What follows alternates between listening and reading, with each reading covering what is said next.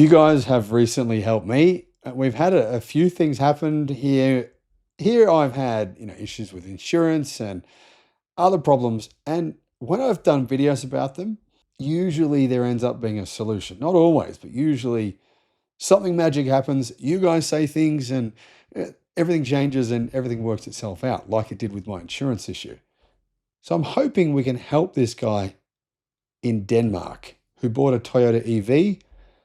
After owning it for only a couple of years, he now has to pay 23,000 US dollars to have the battery replaced. He has to pay it. Hello, my friends. Welcome to the channel. I'm Sam Evans. Great to have you with us.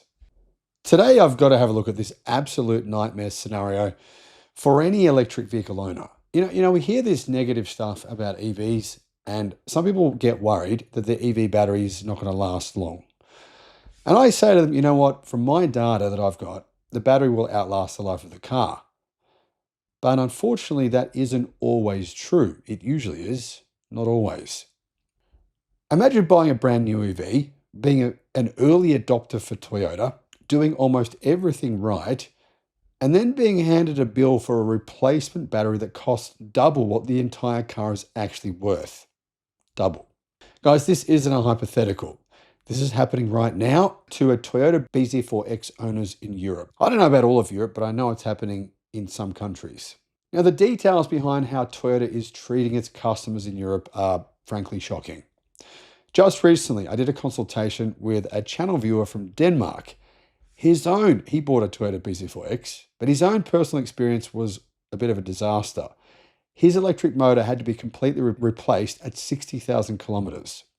Followed by a string of major issues before he finally gave up and sold the car. But what he emailed me after our chat reveals a much deeper systemic issue with how legacy automakers like Toyota are trying to wriggle out of EV warranties to prevent themselves from having to pay money when these sorts of things happen. And this is a pretty serious thing. I mean, you can't drive the car without it. Let's look at the facts. A BZ4X owner in Denmark named Arslan. Arslan, I hope you're watching this because, mate, I'm hoping that Toyota won't do this to you and they'll change their minds. He shared his story in a local owners group. His 2024 Toyota BZ4X had done 160,000 kilometers over 2 years. Most batteries have a warranty of 8 years. They've done 160,000 kilometers in 2 years. It's a lot of driving. I don't know how he did that much, but he did. Anyway, these cars are marketed as being incredibly durable. Toyotas are marketed that way, right? Oh, what a feeling. Toyotas last forever. That's what they say. Toyota even boasts about a massive 10-year warranty in many markets on their EVs. But Arslan's traction battery failed. His EV battery, it's from Toyota, by the way, it failed. When he took it to Toyota Herlev, the response from Toyota Denmark was brutal. The battery needs to be completely replaced. The price? 200,000 Danish kroner. On the Electric Viking website, I'll put a link in the description below. We have more articles about electric cars and battery technology than any other website that I'm aware of in the world. So check that out. Link is in the description. And there you'll find our videos and analysis and articles about everything going on in the EV world. Guys, to put that into perspective, 200,000 Danish kroner is 31,000 US dollars. In fact, right now, it's 31,206 US dollars, which is 46,800 Australian dollars. $47,000. That is insane. That is massive profit gouging. Now, how do I know it's gouging? Well, because I know the cost of battery packs. I've actually personally spoken to the people employed here in Australia at an insurance company that is basically responsible just for replacing EV batteries. And the cost is actually closer to 10,000 Australian or around 6,000 US dollars. Okay. That's crazy. Now, yes, you have to install the battery. That's going to take some work, but it's not going to cost 20 $5,000 US to just install the battery, is it? Here's the problem. The current value of his car, right, the BZ4X with that mileage in Denmark, is only about 100,000 to 120,000 krona. So what's that, like $15,000 US? So Toyota is asking the owner to pay double the value of the car just to actually make it drivable again, even though it's only 2 years old. Why? Why would Toyota deny a warranty claim on a 2-year-old battery because of a loophole? Well, that's why, because of a loophole. Arslan had kept up with almost every single service interval right on time. Toyota requires a checkup every 15,000 kilometers, which is incredibly excessive. They shouldn't be doing that. 15,000 kilometers is just basically a way for dealerships to make money. But anyway, he complied with every single one of those services except one where he was just a tiny bit late. When the car was just 11 months old, he went 3,000 kilometers past the service limit. So instead of taking it in at 15,000 kilometers, he took it in at 18,000 kilometers. That's only 3,000 kilometers late. Once, early in the car's life. Since then, he complied with every single service agreement perfectly. Worse yet, Arslan says the workshop staff explicitly told him that as long as he kept up with his future services, the battery warranty would remain fully intact and would be enforceable. But now that a multi-$10,000 battery failure has actually happened, Toyota Denmark has kicked him to the curb, and they are using that one-time 3,000 kilometer delay from more than a year ago to completely void the warranty on his car.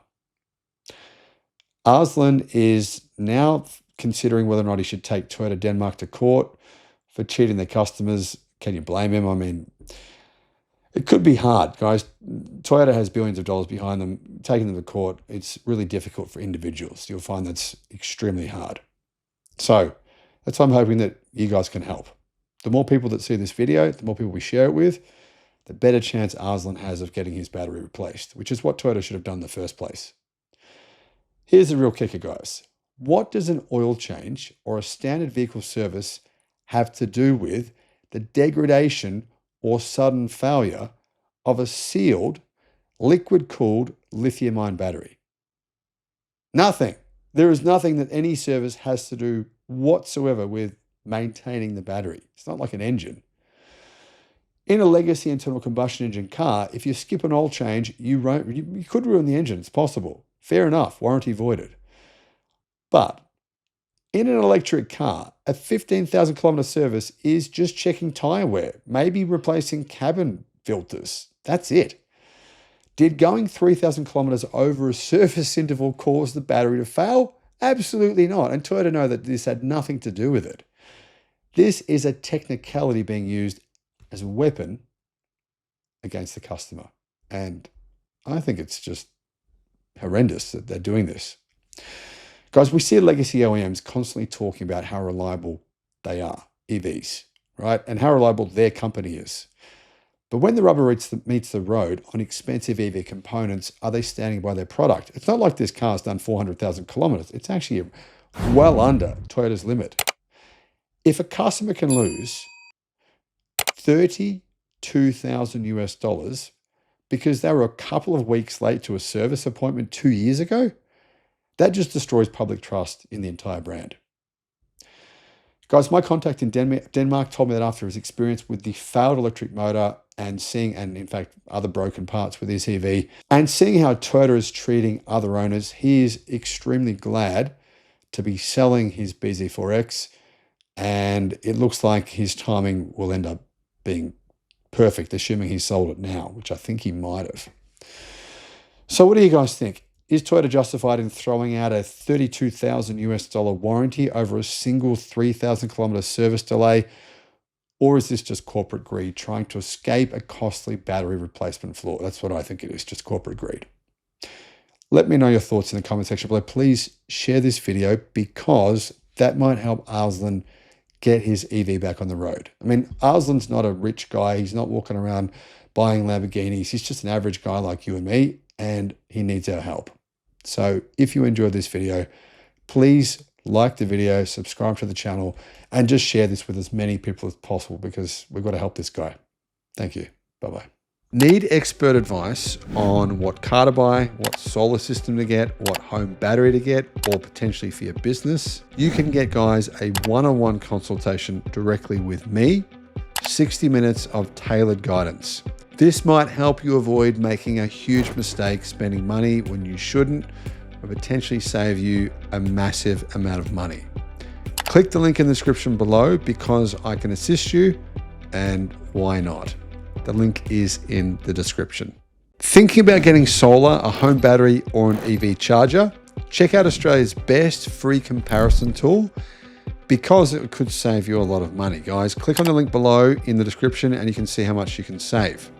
Alternatively, give Resync a call. They are the guys who installed my battery and my home solar. I'll put a link to them as well in the description.